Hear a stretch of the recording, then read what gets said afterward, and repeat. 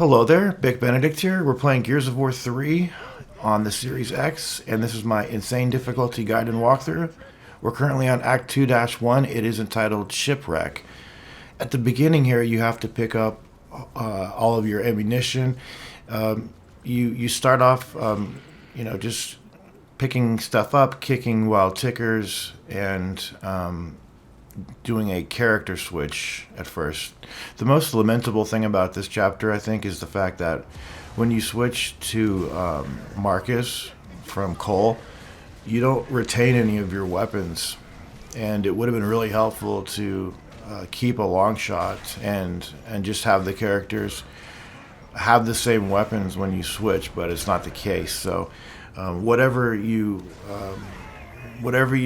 are doing when you have the character switch, don't be overly concerned about carrying anything over to Marcus, because it just doesn't apply. He has his own default stuff.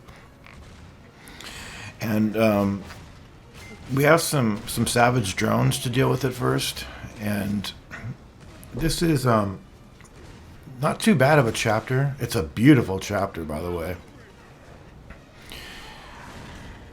And over here, there is a long shot as well, and there's one particularly mean section that they have, and it starts immediately when you get Marcus, because you're going to be going up a hill, and it's just not fun because you have snipers and digger launcher enemies.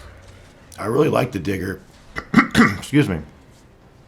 But I was looking in the manual, and the perfect active reload bonus is a faster reload, which is the most underwhelming thing I've ever seen.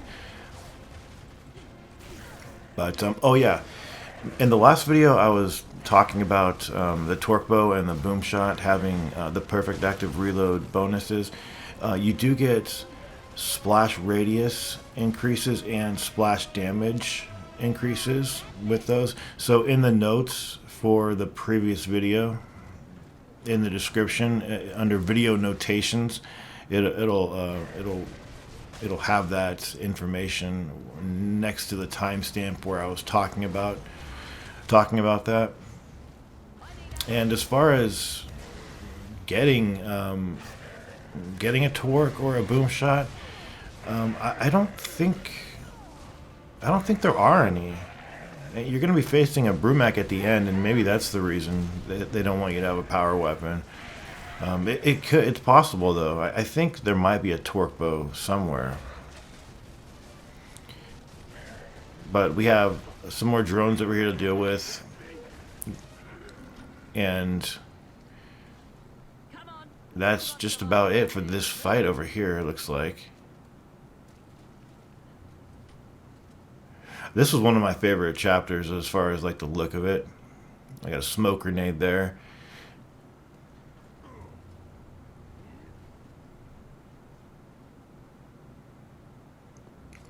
And that hill section with Marcus is really difficult because of everything that you need to do, and a checkpoint that you just don't get for quite a while. Okay, so when you come down here, there's going to be a few enemies to deal with. There might be a torque bow in this area, but like I said, it doesn't matter because you're going to be changing weapons. So what I would recommend when you get control of Marcus, the first thing you need to do is go get the long shot, and it's not in a bad place necessarily. It's just that with enemies shooting at you and you're having to hover over the weapon and hold the X button to confirm that you want to pick it up and then get the hell out of the way, it could be catastrophic sometimes. But anyway, I'll show you exactly where the long shot is. You'll want to replace the shotgun with the long shot, and then get out of the way. And there's going to be two snipers that we're going to be dealing with. There's one right behind these ropes there, Any body shot will do. You don't need to worry about getting a headshot. And then there's one guy that's so far away that your reticle is not going to turn red, but it will count as you're hitting him. So when you are doing this, it's kind of nerve-wracking because you've got, there he was right there. See how the reticle didn't turn red there?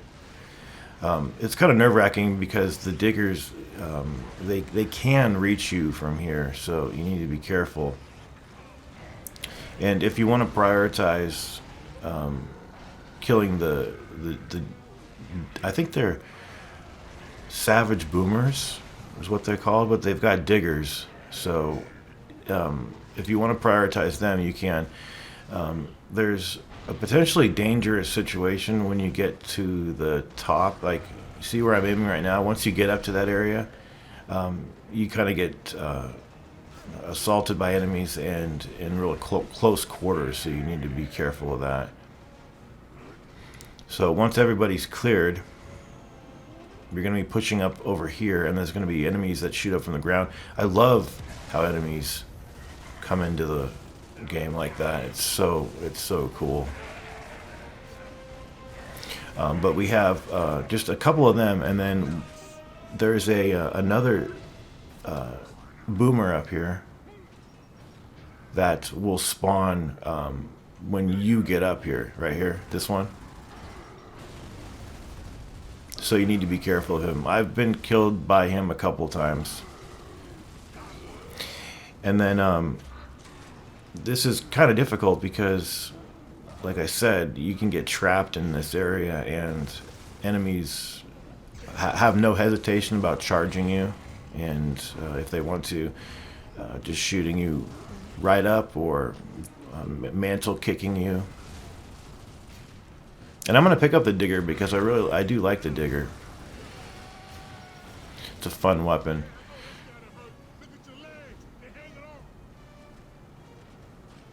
But when you do come up here and you're picking everything up, that's when more enemies spawn, and you'll see the screen start shaking and everything, and it's definitely fair warning that enemies are coming.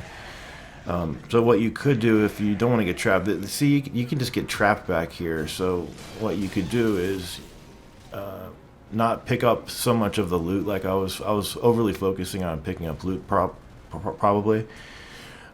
So you could just maybe spawn them and then run back the way you came around the corner and deal with them that way. Because at any point over here, if you get killed, you're gonna have to do that running up the hill section, and it's 50-50 whether you live every time. And it's just, it can be really exasperating, but you definitely need to take out those two snipers that I was talking about. The hammer burst would suffice, but I don't think there is a hammer burst over there, and if your teammates have it, it would be really hard to get it from them. So you've got a team down here to kill, and again, I can't stress, just be careful, because anything that goes wrong over here, you'll be going back to that part where you're starting to run up the hill.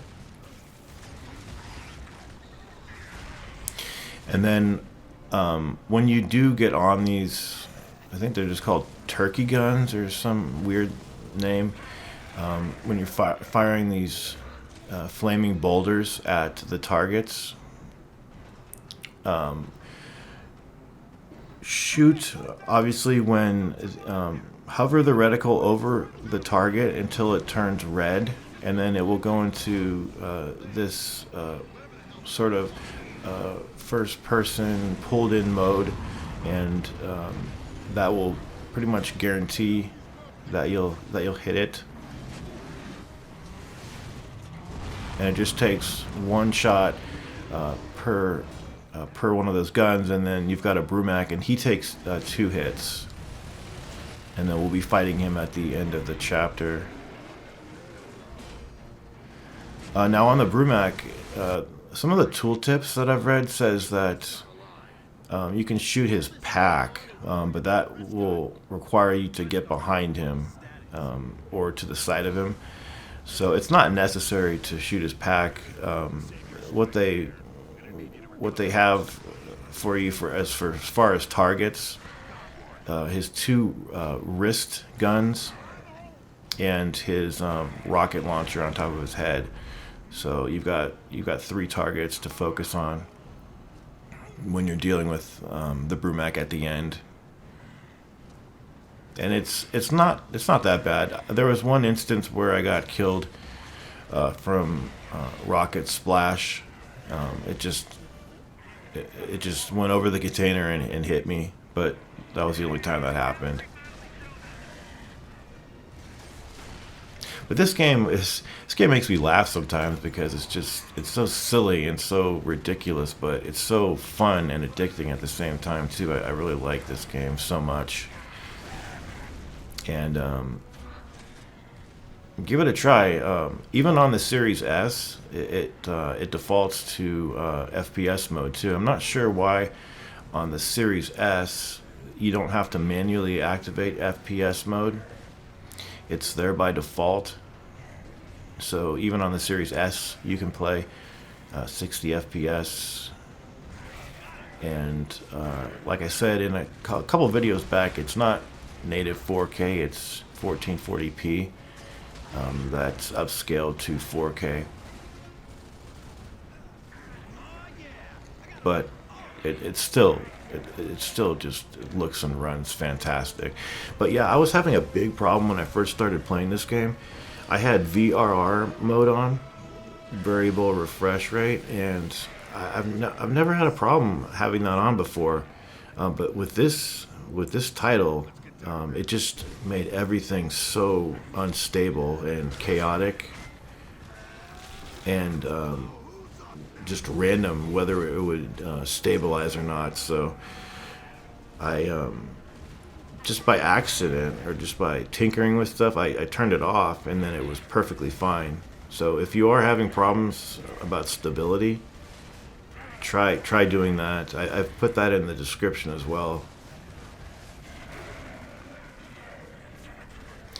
I don't know why that's the problem. I'm using a monitor that is capable of having that feature. It's G-Sync. So I'm not sure why.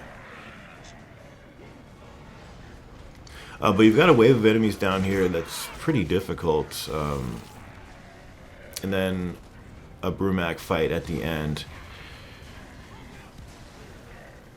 As much as I've, I may have lambasted this weapon in the previous chapter, talking about its unruliness, its reticle bloom, but that's just the feature of the gun. They had to temper it by having that because it's very strong.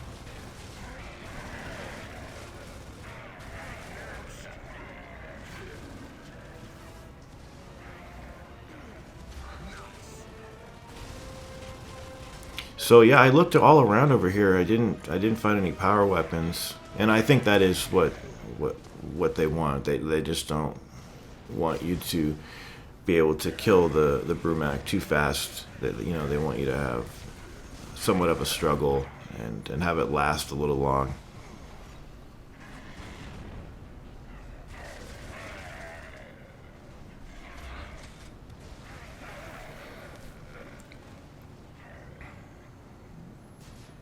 So we almost should be cleared from this part, and then we'll have the Brumac coming in. He should be here right now, actually. A little scary moment right there. Okay, so he has spawned, and there's an infinite cache of ammunition back here. So it's up to you where you want to focus. Again, he does have that pack on his back that you can shoot for pretty good damage, but it's hard. You normally just want to stay put on these types of parts. So again, it's the guns on either one of his hands, and then his rocket launcher on top of his head. And since he's such a wide target, you don't need to feather the trigger you ordinarily do have to do with the Retro Lancer. When you see the gun start having that blue smoke, you do need to continue shooting them until they completely explode. And sometimes he will just get a rocket over a container and the splash will kill you. So I think this is a fairly good spot to stand. You can even do the third-person cover trick, even aiming over the left shoulder like this. I'm glad that they didn't tinker with it too much in this game as far as having it clip and not work.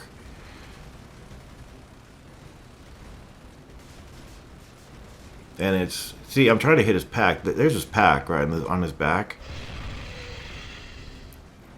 But trying to get around him and everything on Insane, it's just, you're not going to survive. So you really do, like I said, need to stay put.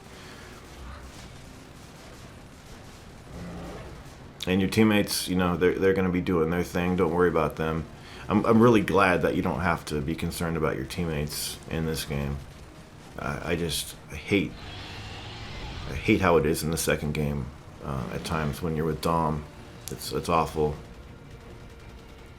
But that will conclude 2-1 Shipwreck. Beautiful chapter, and a good chapter overall. I thought it had some really nice sections. One, like I said, that was a pretty cruel section when you start with Marcus, but there's even crueler ones. So I will see you in the next video, and until then, please continue to take care.